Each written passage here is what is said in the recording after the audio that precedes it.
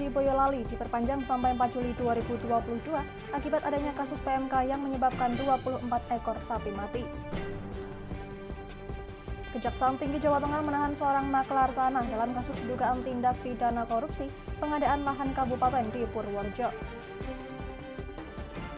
Antisipasi sering terjadi rob, pemerintah daerah Batang siapkan logistik pengungsian dan membuat tanggul laut. Selamat sore pemirsa, bersama saya Amanda Soraya, inilah Jateng hari ini. Kejaksaan Tinggi Jawa Tengah menahan seorang maklar tanah dalam kasus dugaan tindak pidana korupsi pengadaan lahan kabupaten di Purworejo oleh Yayasan Kesejahteraan Karyawan Angkasa Pura I seluas 25 hektar. Dalam kasus ini negara dirugikan sebanyak 23 miliar rupiah.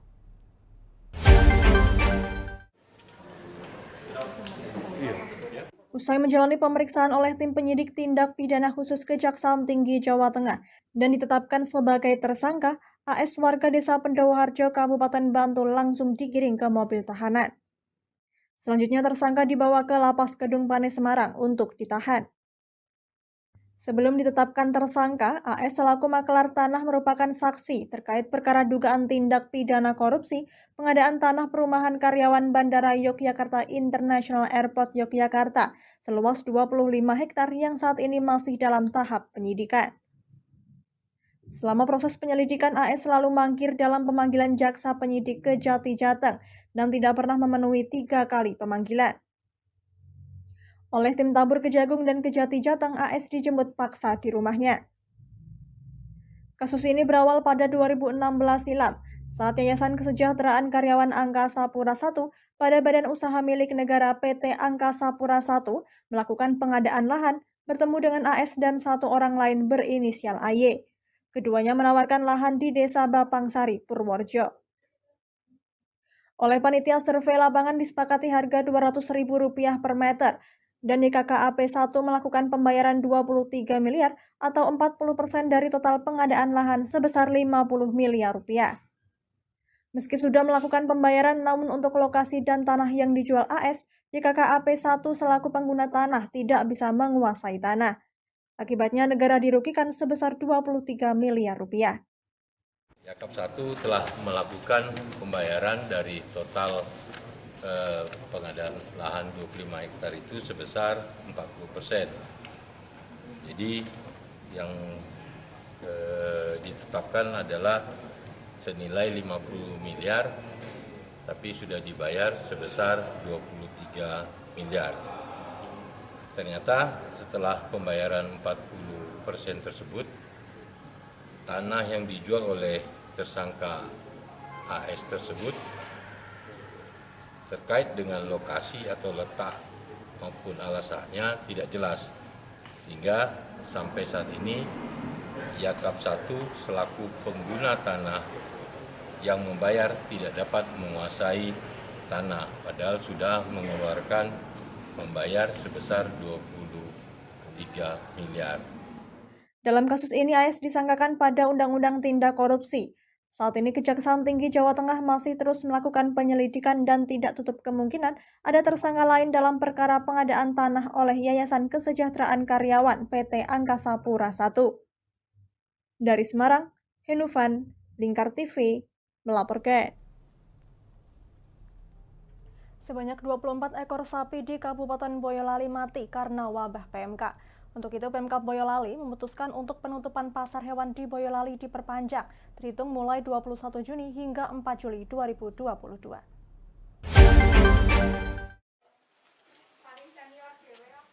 Hingga tanggal 20 Juni 2022, kasus kematian sapi akibat PMK di Kabupaten Boyolali sudah mencapai 24 ekor sapi. Kasus suspek PMK mencapai 3.088 kasus, positif PMK 32 kasus, sedangkan angka kesembuhan 633 ekor sapi. Kasus PMK di Kabupaten Boyolali sudah menyebar merata di seluruh 22 kecamatan di Kabupaten Boyolali. 19 kecamatan berstatus zona kuning dan 3 kecamatan berstatus zona merah penyebaran PMK. Untuk penanganan wabah PMK ini, pemerintah Kabupaten Boyolali melalui Dinas Peternakan dan Perikanan Boyolali memutuskan untuk memperpanjang penutupan pasar hewan untuk yang kedua kalinya. Seperti yang terlihat di Pasar Hewan Jelok Cepogo Boyolali, di pintu masuk pasar terdapat spanduk yang dipasang pada portal yang bertuliskan perpanjangan penutupan pasar hewan yang kedua dimulai sejak 21 Juni hingga 4 Juli 2022. Sebelumnya, Pemkab Boyolali telah menutup pasar hewan tahap pertama pada 27 Mei 2022 hingga 10 Juni 2022 yang dilanjutkan tahap kedua pada 11 Mei 2022 hingga 20 Juni 2022. Penutupan juga dilakukan di pasar lainnya seperti di Pasar Karanggede, Nogosari, Ampel, dan Simo. Perpanjangan penutupan ini sudah yang kedua, tahapnya yang ketiga. Karena ternyata penutupan pasar ini memang memberikan efektivitas terhadap pengendalian penyebaran virus PMK. Karena apa? Pada saat pasar ini ditutup, pertukaran dari daerah-daerah lain ini juga terkendali. Sementara petugas kita lebih fokus menangani di kandang-kandang. Ketika ada satu pasar hewan yang dibuka, pasti semua pedagang akan lari ke pasar hewan yang dibuka. Dan ini akan kesulitan kita untuk melakukan pengendaliannya. Kebijakan penutupan pasar ini sebagai upaya pengendalian penyakit mulut dan kuku di Boyolali, sehingga tim kesehatan hewan bisa fokus melakukan penanganan di masing-masing kandang ternak. Dari Boyolali, Taufik Irvani, Lingkar TV, melaporkan. Sudah 4 bulan ini, pesisir pantai utara Pulau Jawa, khususnya di Pantura, Jawa Tengah, terus dihantui air pasang laut atau rob yang datang pada sore hari. Antisipasi hal tersebut, pemerintah Kabupaten Batang langsung menyiagakan stok logistik tempat pengungsian dan membuat tanggul laut yang berada di Dena Sri Kulon, Kecamatan Batang Kota. Air pasang yang terjadi di pantai utara Pulau Jawa saat ini masih terus terjadi di sejumlah daerah di Provinsi Jawa Tengah. Seperti yang terjadi di wilayah utara Kabupaten Batang yang menimpa 4 kecamatan dari sejumlah desa yang ada. Meskipun ketinggian masih terbilang tidak begitu membahayakan dan warga memilih masih bertahan di rumah, pemerintah daerah setempat meminta jajaran BPBD Kabupaten untuk selalu siaga melaporkan perkembangan rob tersebut. Penjabat Bupati Batang Lani Dwi Rejeki mengatakan, segala antisipasi terus dilakukan oleh jajaran SKPD terkait, dalam hal ini seperti menyiapkan tempat pengungsian dan logistik, khususnya untuk para pengungsi, manakala ada warga yang memilih dievakuasi ke tempat pengungsian. Selain menyiapkan petugas, pemerintah saat ini juga tengah melakukan persiapan normalisasi Sungai Sambong atau Senturi yang diambil dari anggaran APBD Provinsi Jawa Tengah dan mendirikan tanggul laut. Petugas selalu melaporkan dengan intens perkembangan wilayah terdampak rob. Sampai saat ini kerugian masih dalam penghitungan petugas. Ini sudah dilakukan pemantauan setiap hari oleh BPBD maupun TRC, tim reaksi cepat dan relawan yang ada di BPBD. Setiap hari memantau di lokasi di pinggir pantai. Ada beberapa desa dan kelurahan, Karangasem Utara, Kasepuhan, dan TPI Gedanglor dan sebagainya yang pinggir pantai utamanya. Setiap hari dilakukan pemantauan dan alhamdulillah memang setiap hari ada rob yang datang kurang lebih sekitar jam 15 sore hari sampai dengan malam hari. Itu kisarannya kalau diukur kurang lebih sekitar 20 sampai 30 cm. Dan masih 40 cm tapi itu hanya 2 hari waktu itu di akhir bulan Mei, tapi sekarang ini sudah relatif sudah sekitar 10-20 sampai 30 cm yang itu mengenangi di perkampungan di pinggir pantai. Tapi alhamdulillah relatif masih aman. Tanggul penahan rob tersebut untuk saat ini dibangun menggunakan dana desa dengan volume 56 meter dengan ketinggian 3 meter. Dari Batang, Ahmad Revaldi Krisna, Lingkar TV, melaporkan. Kami masih akan kembali pemirsa, tetap bersama kami di Jateng hari ini.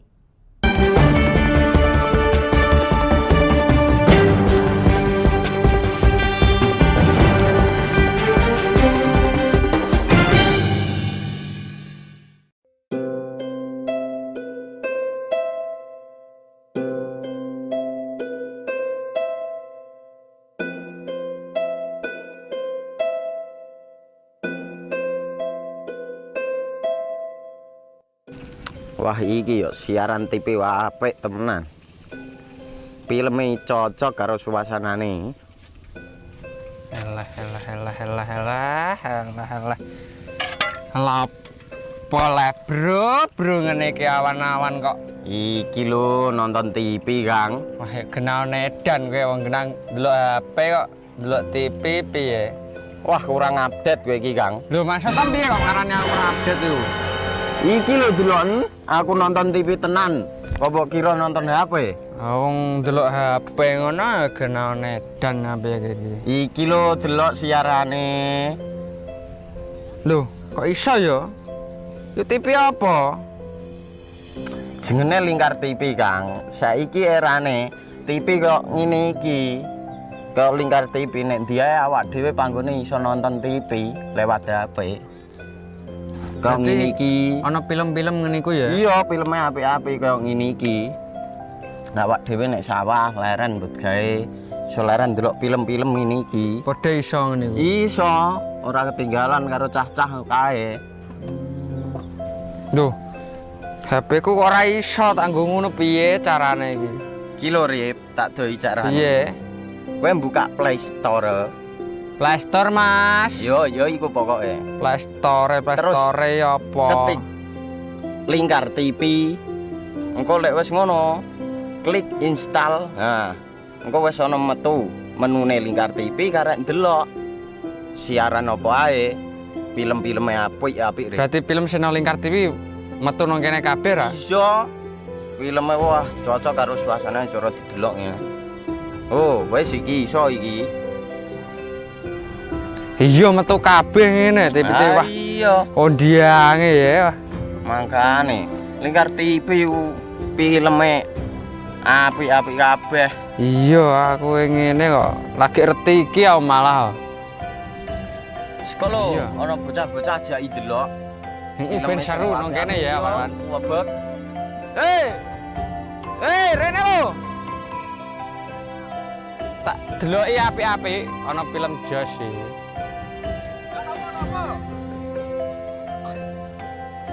Rene go Rene.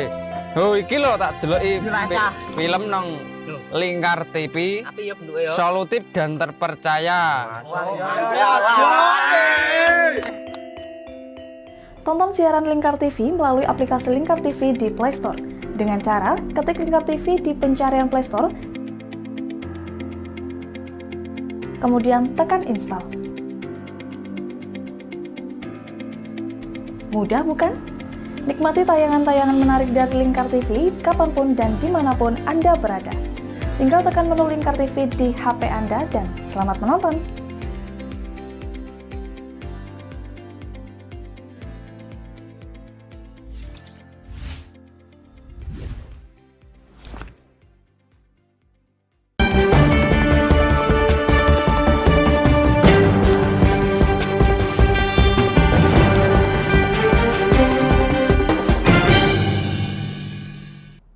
Anda masih menyaksikan Jateng hari ini pemirsa.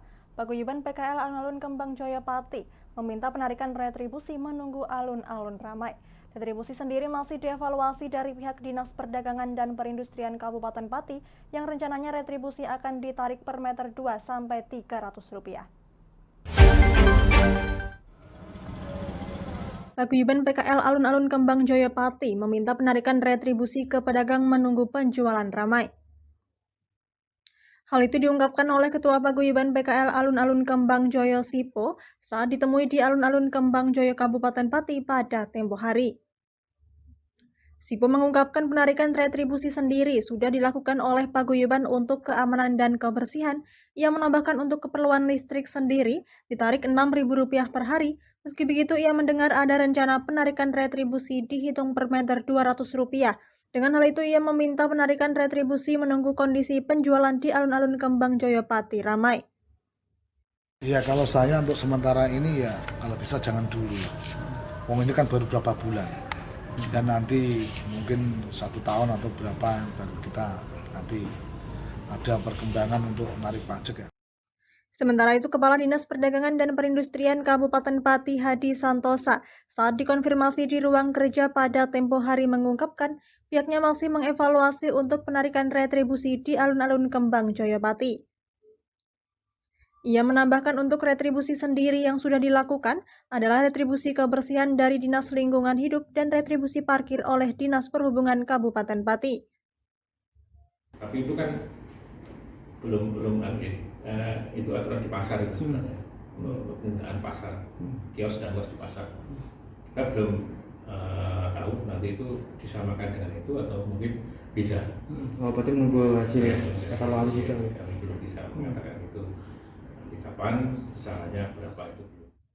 Lebih lanjut, Hadi Santosa mengaku masih memantau kondisi alun-alun Kembang Joyopati sebelum ditarik retribusi karena menurut beberapa informasi yang ia dengar, masih ada spot penjualan di alun-alun Kembang Joyopati yang belum maksimal.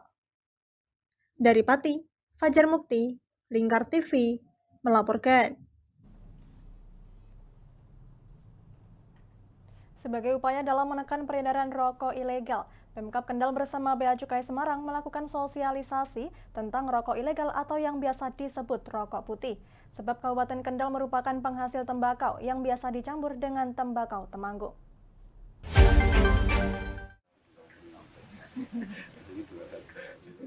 Sosialisasi ini diikuti oleh Asosiasi Petani Tembakau yang ada di Kabupaten Kendal yang bertempat di lokasi objek wisata Curug Sewu.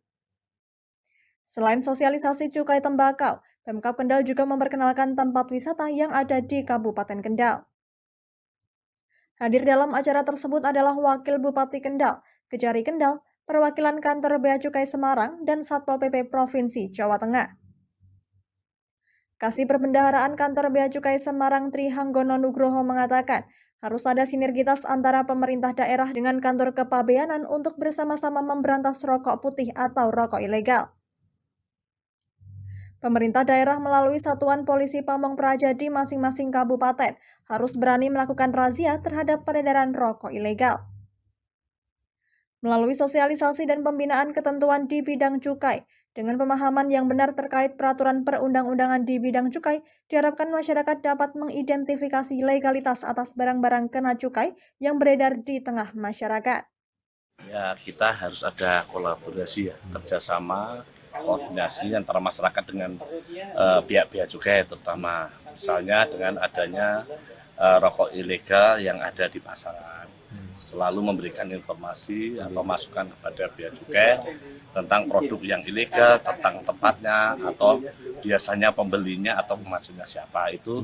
Hal itu sangat diperlukan oleh pihak bea cukai untuk melakukan istilahnya gempur rokok ilegal gitu ya. Jadi harapan kita adalah adanya keinginan keterbukaan dari masyarakat untuk membantu memberantas rokok ilegal dengan cara apa? Memberikan informasi yang akurat mengenai peredaran rokok ilegal di daerahnya masing-masing ataupun di daerah mana dia mengetahuinya, memberikan informasi yang tepat itu.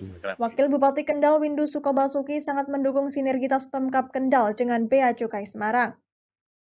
Dengan sosialisasi tersebut otomatis akan menurunkan peredaran rokok putih di Kendal. Apalagi Kendal merupakan penghasil tembakau yang bagus, sebab biasanya tembakau di Kendal dioplos dengan tembakau Temanggung namun dipatenkan sebagai tembakau Temanggung. Satpol, Bapak Kejaksaan dan Bea Cukai itu tentu memang perlu adanya pembinaan secara kontinu ya antara kata-kata pembeli dan penjual, tentu juga antara produksi daripada rokok-rokok tersebut tentu memang perlu ada pembinaan dan efek jerah daripada apa yang mereka lakukan karena itu sudah masuk ranah pidana ya. Sudah masuk ranah pidana ya kita berharap para penegak-penegak hukum ini juga harus punya komitmen ya karena itu sudah masuk ranah pidana memang untuk memberi sanksi dengan adanya ranah pidana ini sesuai dilakukan secara prosedur. Insya Allah itu bisa itu manakala para penegak hukum memang mau menjalankan sesuai dengan aturan-aturan yang sudah ada. Dalam jangka panjang, barang kena cukai ilegal pada rokok dan tembakau akan berkurang, bahkan menghilang dari peredaran. sehingga barang-barang yang dikonsumsi oleh masyarakat khususnya rokok dan tembakau terjamin legalitasnya dan keamanannya.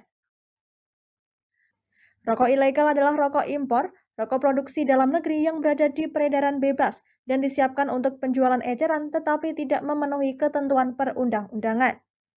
Bagi yang melanggar akan dikenakan sanksi pidana penjara sebagaimana diatur dalam Undang-Undang Nomor 39 Tahun 2007. Dari Kendal, Muhammad Arya, Lingkar TV, melaporkan.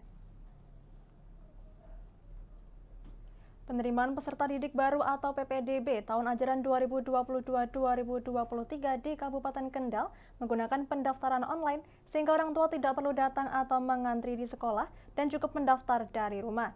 Ada sekitar 50 sekolah negeri dan 37 sekolah swasta yang melakukan PPDB online.